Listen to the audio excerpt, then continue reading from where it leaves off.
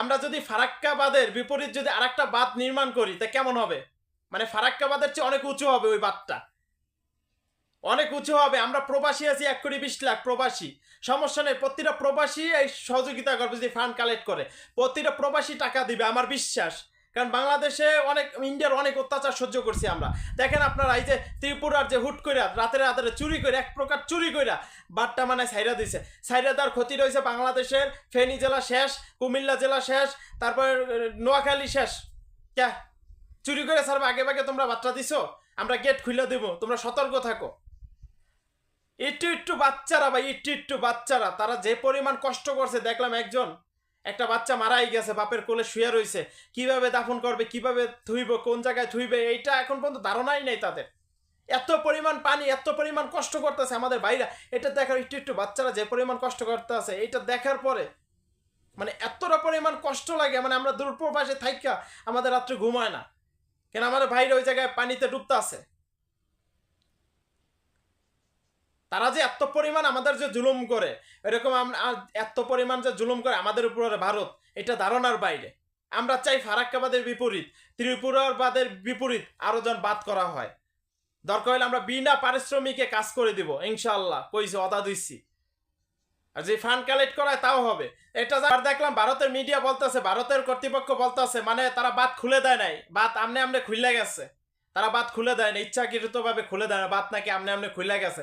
এতে কি দ্বিতীয় পলক ভার্সনে তারা পলক কিছুদিন আগে বাংলাদেশের নেট বন্ধ করে তারপরে নেট বন্ধ করে দিয়ে বলতেছে নেট বন্ধ হয় না, নেট আমনে আমনে বন্ধ হয়ে গেছে। মানে এটাতে দ্বিতীয় ভার্সন ইন্ডিয়ায়। বাহ, তোমরা চুরি করবা আবার শিকার যাইবা না, তোমরা বলবা মানে আমনে আমনে খুলে গেছে। আমনে আমনে বাটটা কিভাবে খুলে? তোমরা যদি বাটটা না খুলতা, হ্যাঁ ত্রিপুরার বাটটা যদি তোমরা না খুলতা, তাহলে আমনে আমনে কিভাবে খুললো? কি বলবো, কত মানুষের যে ক্ষয়ক্ষতি হয়েছে তার ধারণার বাইরে। একটা ঘর, প্রত্যেকটা ঘর মনে হয়তো বাসায় নিয়ে গেছে স্রোতে।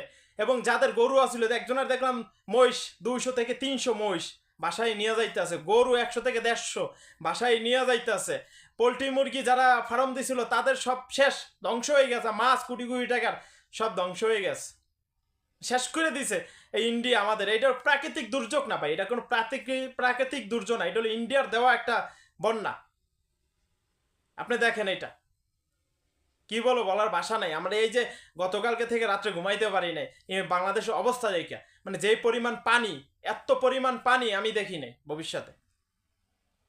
এত পরিমাণ কষ্ট, খানা পায় না, তাদের উদ্ধার করার জন্য হেলিকপ্টার, তারপর কত স্পিড বোট নিয়ে যাইতেছে মানুষ, যা ধারণার বাইরে। এত কষ্ট নোয়াখালী, কুমিল্লা, তারপরে ফেনী, মানুষ এতটা কষ্ট করে না। বাচ্চা বাচ্চা পোলাপাইনে যে পরিমাণ কষ্ট করতেছে, এই কষ্টটা ভারত দিছে। ভারতকে এমনি মানুষ, বাংলাদেশের মানুষ পছন্দ করতো না, ভারতকে সাপোর্ট করতো না, এখন তো আরো করবে না।